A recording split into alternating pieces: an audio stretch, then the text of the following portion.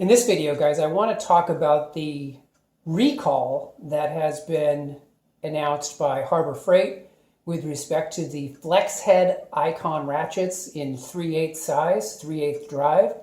Let me first start saying that, when I bought my non-flex head ratchet, I had no idea that the flex heads were defective. I just got lucky. I just don't really like flex head ratchets. I mean, I totally don't have a problem with guys who like them. I understand why people like them. I would rather just use extensions to get the distance that I need from the bolt. But the bottom line, guys, is that on Harbor Freight's 3/8 inch flex head ratchets, they're basically defective and they have to do a complete recall. Now, let me first of all sound super harsh. I'm going to sound really harsh, okay? Harbor Freight, you guys are idiots. Had you just done enough testing, you would have discovered that the pawl mechanism inside the 3/8 inch flex head basically gets jammed when you use a lot of torque. So if you're going to take that ratchet and you're going to yank off some lug nuts, right, as people do. I know you're supposed to use a breaker bar or something stronger than just a ratchet, but people do use ratchets to take off lug nuts. And when that happens, it gets jammed. And so if they had just done more testing, they would have discovered this. So I really feel like they botched it and they feel like idiots, and they should feel like idiots. Okay, so I'm sounding kind of harsh right now. Now, let me back off a little bit because their recovery was absolutely awesome. Basically, if you have one of the flex head ratchets, you just go into Harbor Freight. They will give you any choice, any icon ratchet, non-flex head, non-3/8 flex head that you want, okay? If it's the more expensive, half-inch, super long, version, you can get that, okay? So you get to take that home. And then you get a coupon when the new, updated, corrected, fixed flex heads come out. You're going to get one of those as well. So you're going to be basically getting potentially a more expensive ratchet than the one you purchased, and then a replacement. So you're going to have two ratchets. So obviously, I just can't say enough about Harbor Freight for doing this. I mean, that's really above and beyond. Way to go, Harbor Freight. I mean, that's an excellent recovery. If every business did that, they would be so much more successful if they had that mentality.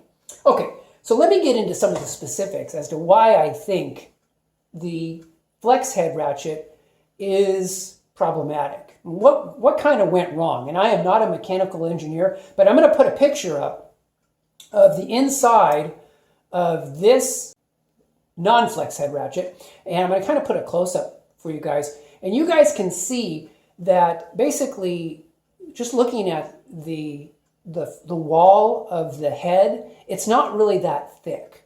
And that means that the anvil and the pawl can be quite large, and the room to traverse from side to side for that single pawl is quite roomy. If you compare that with the inside of the flex head, you can see that maybe they were trying to make it stronger, but basically what they did is they made the head thicker. That meant that the anvil was smaller, okay? The anvil with the teeth on it, it's smaller.